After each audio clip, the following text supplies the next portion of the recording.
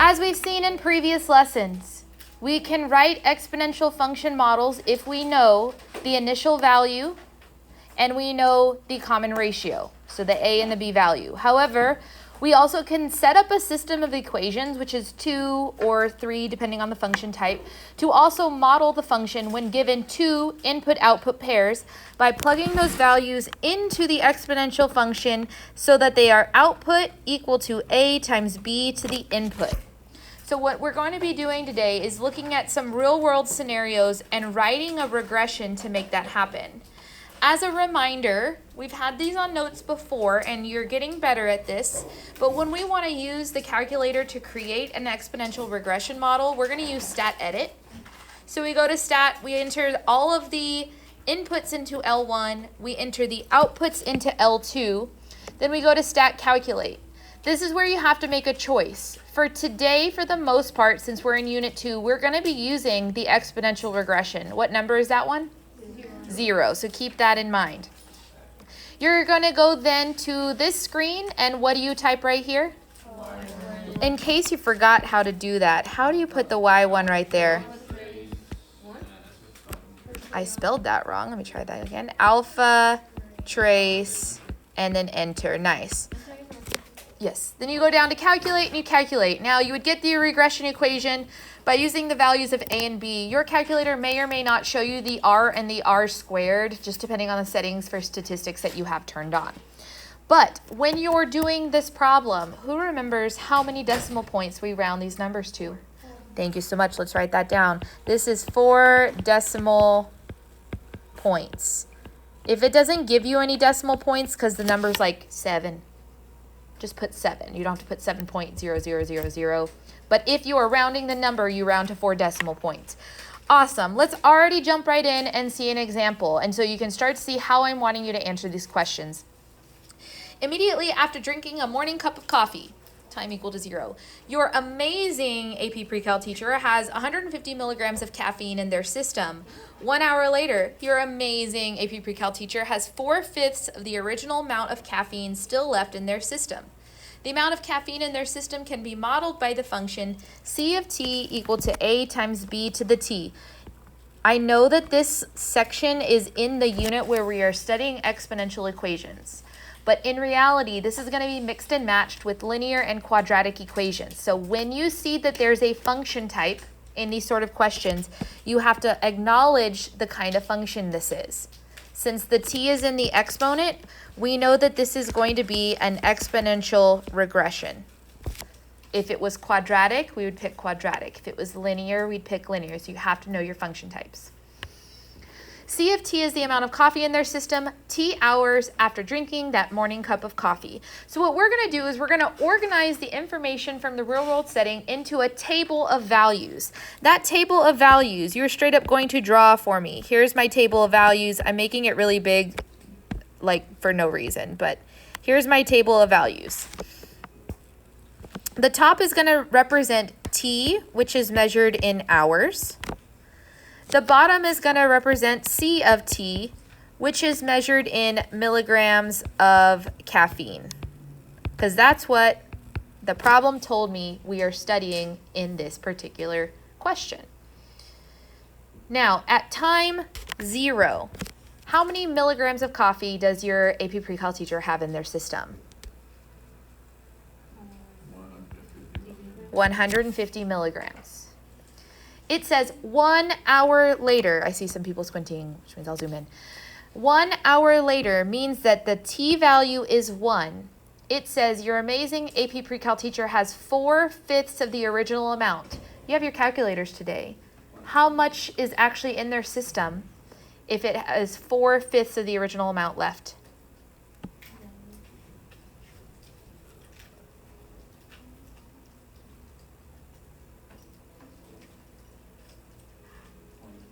$120. How did you get that number, by the way? 48 times 150. Yeah, could you do 150 times 0.8 or just 150 times 4/5? Because 0.8 is 4/5. You'd get 120. 150 times 4/5 is 120. Okay, cool. So we have two input-output pairs. We have the input of 0, output of 150, input of 1, output of 120. We can use those two equations to write we can use those two input-output pairs to write two equations that can be used to find the values for the constants a and b in the expression. All we are doing is we are taking the yellow highlighted equation, c of t equal to a times b to the t, and we're substituting in the t and the c of t from our equation, meaning one of my equations will say 150 equal to a times b to the 0. The other one will say 120 equal to a times b to the 1. Where did I get this from? I'm so glad you're thinking that. Look at the yellow highlighted equation. What number should be on this side of the equal sign? The c of t numbers. That's these. So look, my c of t numbers are on this side of the equal sign. What number should be up in the exponent? The time, the t. So look, I have the t's up in the exponents. Now, there's a very complicated arithmetic way, not arithmetic as in an arithmetic sequence, but arithmetic way for us to find the values of a and b. I don't really care. This is a calculator-heavy lesson where we're focusing on those skills that we're still refining for a calculator. So we can use the input-output pair in our table that we put in our equations to find the values of a and b as decimal approximations. We're going to go through these exact steps that are written at the top of your paper. Everybody with me now? And I'm switching to not show you the notes anymore. I'm going to show you my calculator. We're going to go to Stat. We're going to go to Edit. If there's anything typed into your calculator, you're going to delete it away. I highly recommend just resetting your calculator in between each question. It's easier than deleting stuff. We're going to type in our input values, which were 0 and 1. We're going to type in our output values into L2, which were 150 and 120. Is everybody there with me? Based on the steps at the top of our notes, what do we do next? Stat, calculate, and option 0, because remember, option 0 is the one that says exponential regression. I scroll down to which line? Store regression equation. Alpha trace, enter. Thank you so much for remembering the alpha trace, enter. Okay, but remember, this question just wanted values of a and b. We've got nice, neat values of a and b showing in my calculator. I have that a is equal to 150 and b is equal to 0.8. Ooh, interesting. Shane, what was the number you multiplied 850 by? 28. Look at that. That's the base of our exponential function. That's how we're changing each time. We're multiplying by 4/5 or multiplying by 0.8. This all makes sense.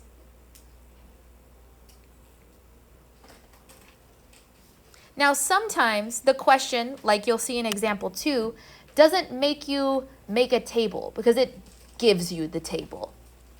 So what I want you guys to do in this example, since we're already given the table, we don't have to make it. I want you to read this question, read the table, and I want you to see if you can answer A and B very similarly to how we answered example 1. When you guys read this question, the question says, the table shows the number of fans inside a large sports stadium between 0 and 30 minutes. There are 47 people in the stadium 2 minutes after the doors are open. That tracks for me because look, 2,47 is in my table. There are 2602 fans inside the stadium 20 minutes after the doors open. That makes sense.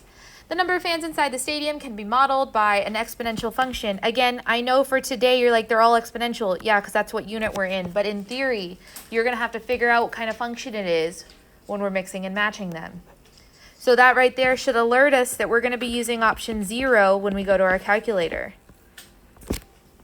F is representing the number of fans, and T is the minutes after the doors open. My two equations should be 47 equal to A times B to the 2 power, and 2602 equal to A times B to the 20th power. Is that what you guys got? Yep. All right, great. Saw that. Clock it. Okay. This is how we're going to be writing answers to this kind of question. We're setting up a system of equations that we could solve. But since we are working on our calculator skills, let's solve that system using a regression. Do we need to see me walk through the calculator steps? Okay, if you're individually like, oh, I was going to say yes, even though everybody said no, find me later, I'll help you out. We would find that the A value would be equal to 30.0890, and B would be equal to 1.2498. Is that what you guys got? Yeah, we round to 4 decimals. Yes. Yes. Feeling okay? Great, let's go to the back. Wait, was that a question? No? Okay. After 50 deer were introduced to a large wooded area, the population of deer in the wooded area can be modeled by the exponential function a times b to the t. Again, when we're mixing and matching function types, that's so important that we see what kind of function it is. T represents the number of years since the deer were first introduced into the wooded area. So I'm going to want to build a table first so that I can make sure I'm using the correct input-output pairs. We know that our input value T represents the years since the deer have been introduced into this wooded area, and that the output D of T represents the deers. Okay? If we have a table, it says 50 deer were introduced into a large wooded area. That means when we started, times 0, there were 50 deer. It says 1 year later, it increased by 14%, so that there is 57 deer. Part A says, use the given data to write 2 equations that can be used to find the values for the constraints A and B and the expression for D of T. This is very important that we have this in our table so that we see exactly what number should go where in our system of equations. This should be 50 equal to A times B to the 0 power, and 57 equals A times B to the 1 power. Can I what? Yes, I can zoom in. Now, this is going to go on beyond the questions that we had on the front page, but part B is still the same. We're going to find the values of A and B as a decimal approximation. It is so important that you don't skip the Y1 step, especially for this example. So go ahead with your calculator. Throw all of that into stat edit. Write the regression to find A and B. Make sure you put the Y1 there. It's very important. Here's what my calculator told me for the exponential regression. Is this what yours said? Yes. Nice. Okay, so we know, and I'm not showing you my notes anymore because I'm showing you the calculator, but for question B, we know A is equal to 50 and B is equal to 1.14, which interestingly enough, if you think of increases by 14%, this is like saying 1 plus 14%, showing me increasing by 14%. Kind of cool. But we have to go on for this question. Look at letter C. It says, according to the model, that's what we just wrote, is the model. What is the population of deer in the large wooded area after 6 years? They gave you 6 years. Did they give you T or did they give you D of T? T. If they gave you T, that means they're wanting you to evaluate and find what D of T would be. So we are trying to find D of 6. Right? We're going to try to find D of 6. But you know what you just did in your calculator? Is you had your calculator save this regression in the Y1 place. So if you click on Y1 or Y equals, sorry, in your calculator, do you see how it's 50 times 1.14? There's a whole bunch of zeros there, obviously, to the X power. That means if we go to the home screen, and instead of writing D of 6, we write Y1 of 6 in the home screen by pressing alpha, trace, enter, and putting the 6. How many deer will be in the wooded area after 6 years? 109.7486. Agreed. Set 0.7486. But of course, we're talking about deer. So like Oh, so it'll be like 110? 110 deer. And I'm going to call that approximately 110 deer because you can't have 0.7486 of a deer. But like, I want to make sure I see both answers there. Shane, you had a question.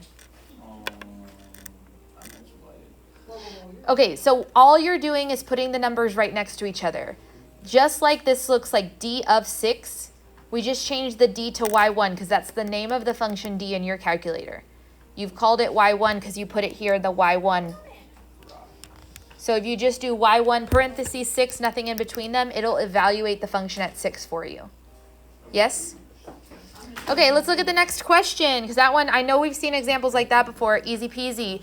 It says, find the time t, interesting, when the population of deer in the wooded area is expected to reach 5,000. What did they give you if they give you the population is 5,000? Did they give you t or d of t? Interesting. This time they told you d of t equal to 5,000. So what we're going to do, because we don't have the skills yet to solve this by hand, we will by the end of Unit 2, but not yet. We're going to leave our y1 as the equation that we got in step B. But in y2, we're going to put the output of 5,000. Because that's what we want the output of deer to be, what we want the population of deer to be. We're going to go look for the place, and I'll go ahead and sketch what it's going to look like for you. We're going to look for the place where the flat line at 5,000 intersects with our equation. But finding that is not that simple. Because right now, if you press graph on your equation, on your calculator, it's thinking, you can see it thinking up there. Huh? Did anything show up? No. No, because your calculator always resets to negative 10 and 10 and negative 10 and 10. But we're trying to find 5,000. So we need to zoom out, but we're not pressing the zoom button. You're going to press the window button. The window button is going to tell you the left and the right side, and then the bottom and the top side. We know what we want to change the top side to what number? Well, we want to see it crossing at 5,000, so we need to go bigger than 5,000. Love it. I always double the number myself. So if I press graph now, here's my exponential. There goes my, where is it? Wait for it. Oh, you know what? I didn't type it in. It's embarrassing. There's the 5,000. Hello. Bruh, you lost me. Okay, question, do I see them crossing yet? No. We need to move. You see how this graph is like starting to rise right here? Yeah. We need to scoot to the right. If I press window again, which of these values will move it to the right? Move my window more to the right? The X. Oh, great. What number should we put there? Great. I love it. 50. If we press 50, here comes my exponential. There goes my 5,000. Do we see it actually crossing? Yes. From here, now that we see it crossing, we want the place where they cross. How do I find that accurately on my calculator? Second trace. Which option? 5, the intersection. Now, I know in your past classes, you just hit enter, enter, enter, and went for it. You have to move the turtle. I don't know why I call that a turtle. Second plus 712. We're going to move the turtle close to the intersection point. Then we press enter, enter, enter. And what we're going to do is we're going to take this value, the x and the y value your calculator is telling you. We're going to write it down on our paper so we remember what we got. But this paper should now say, hey, we have a coordinate point right here that is at 35.1464, comma, 5,000. While we're at it and we're notating our notes, why don't we go ahead and write down the fact that we had to change our window here? And let's write down the window settings that we had to use. We changed the top value, the y maximum, to 10,000. And we changed the x maximum to 50. Do those have to be the exact numbers you used? No. But it needed to have been bigger than 5,000. And it needed to just begin scooting out until you see the intersection point. But like, what's the actual answer to this question? What is it asking for again? The time. The input when the output is 5,000. What is the input when the output is 5,000? 35.1464 years. So now we found both the inputs and the outputs using our calculator. We need to know how to do both. If I lost you on the steps, you're going to have plenty of chances today during our class activity for me to help you, so stay with me. Question number E said, find an equivalent expression. Ooh, that's the phrasing we used last class in 2.4. For a d of t where t is measured in months instead of years. Notice, I even bolded it for you, LOL. T is measured in years in my formula, but I want to change it so that it's measured in months. So I need to manipulate this equation to make that happen. Here's the easiest way I've found to do this sort of manipulation. Let's write down our equation. Our equation is 50 times 1.14 to the years, right, to the time t, which is measured in years. But if I want that to be a month, how do you go from years to a month? There's 12 months in 1 year. So am I going to multiply years by 12 or divide years by 12 to get 1 month? Divide. So we're saying we could rewrite this. It would still be absolutely equivalent if we did 1/12 of a year.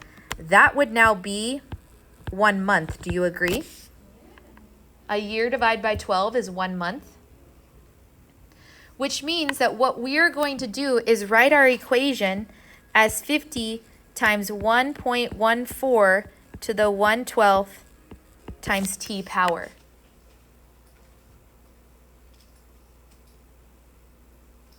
Because you remember how last class, if you were multiplying in the exponents, you could just multiply, or you could like separate them with multiplication of power to a power.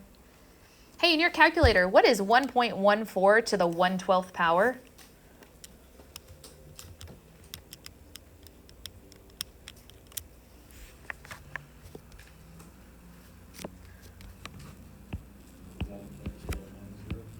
.01, and then, yeah, you'd have to round that to 10. That is an equivalent expression. This time, t is measured in months.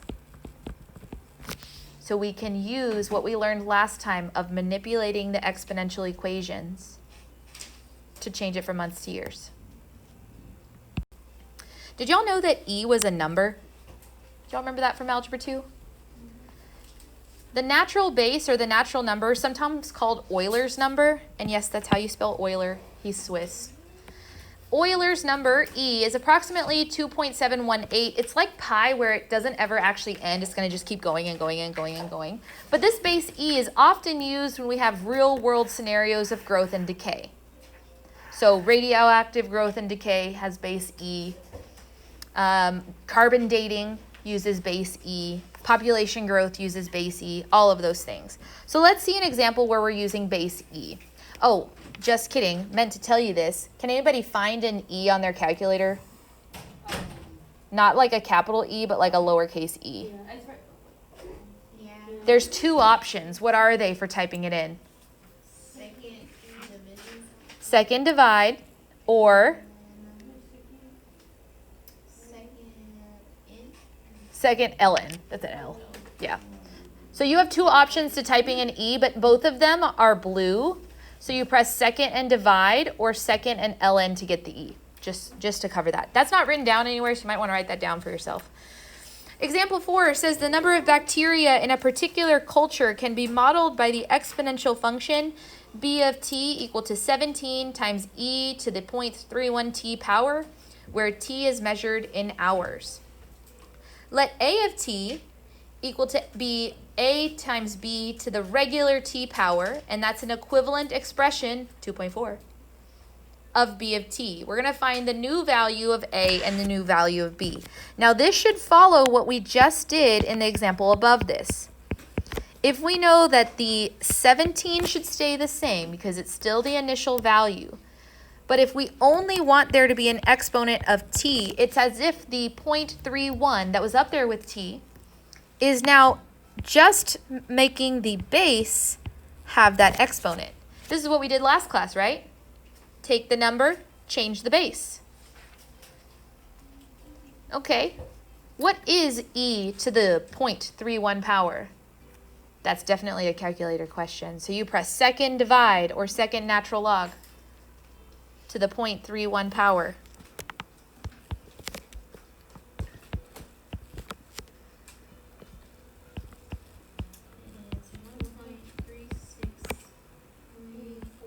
Agreed.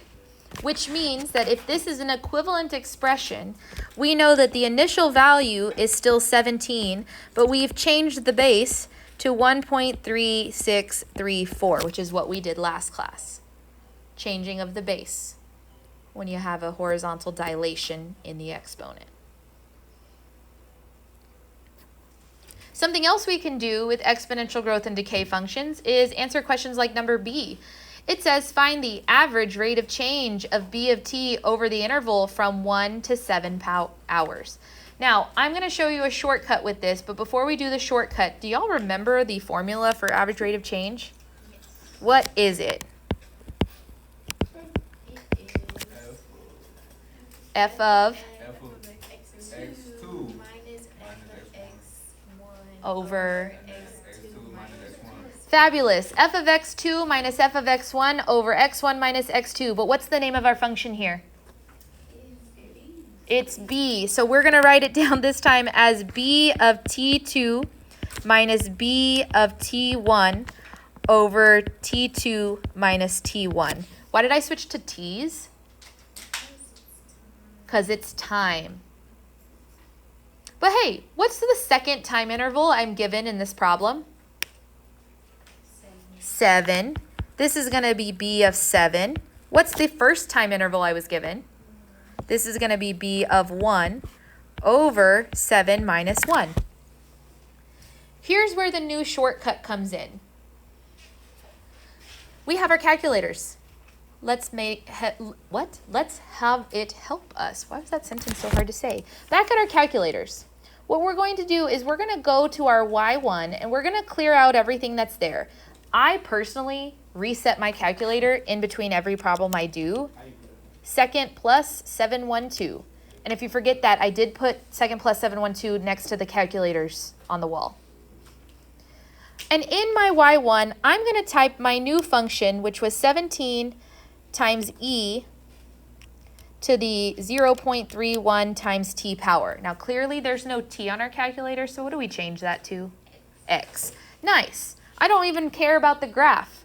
What I care about is us being able to now use the y1 function on our calculator to find the average rate of change.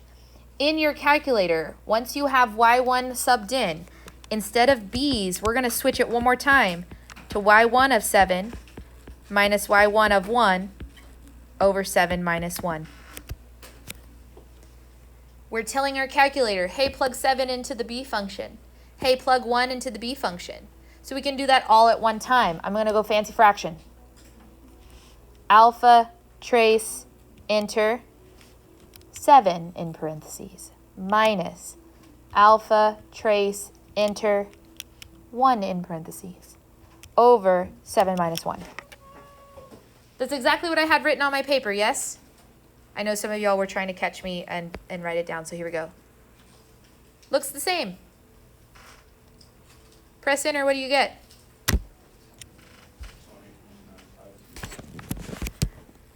If we round to 4 decimals, we should get 20.9521 bacteria per hour.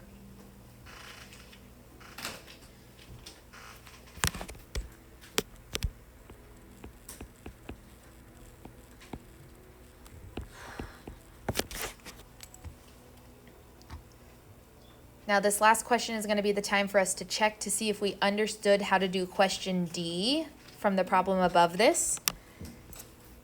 Question C says, find the value of T, find the time, when the number of bacteria in the particular culture is 1,000. So in this problem, we were told that B of T is 1,000. which means just like before, you're going to let y1 be the equation that we've already typed in, and you're going to let y2 be the number 1,000. Now it's up to you. You are going to have to change that window setting. I would like for you to write down the window setting you used. It may be different from your neighbor, and it may be different from the one I'm going to use. But I want you to answer this entire question. I will walk around this time, so if I lost you on these steps, now's the time to ask. Here comes the walkthrough. For this problem, you've already typed the equation into y1. Sometimes our regression does that for us, but we did it this time. Our y2 is 1,000. If I pressed graph immediately, and I reset my calculator so it looks like something, I don't see them crossing because 1,000 is definitely bigger than the y maximum of 10. So what did you guys choose as your y maximum? 2,000. Love it. 100 or 1,500 or 2,000 also works. So here's my exponential equation. Here, oh, they don't cross yet. I need to move to the right a little bit, which means I'm going to, on my window settings, change the x maximum. 15 will work. Let's try 15. As long as you see them crossing, it doesn't matter how far you moved out. I do see them crossing. I know some of you use 20. I know some of you use 50. As long as you see them crossing, you're good. How do I get the little turtle on here? Again, a bunch of people asked me that one. Write that down. Second trace, option 5. You move the turtle close to the intersection point. And you would say, hello, I just typed the wrong thing. Enter, enter, enter. And we see that our intersection is at the coordinate point 13.1437, comma 1,000. On my notes, here's what I would write down to show my work. So here is my graph. I know that this graph is going to have an exponential growth function and then a constant function. I'm looking for them to intersect. I found them intersecting when I changed my window to 2,000. And what did we change it to? 20? 15. 15 worked. Whatever you use, you put it there, just to show me what you changed the window to. We saw that the intersection point was the coordinate point 13.1437, comma 1,000, which means that the time when the bacteria reaches a population of 1,000 is 13.1437 hours. Gross. It's bacterias. This is a very calculator-heavy concept, and we're really trying to make sure you know how to navigate between the graph and an equation, inputs and outputs.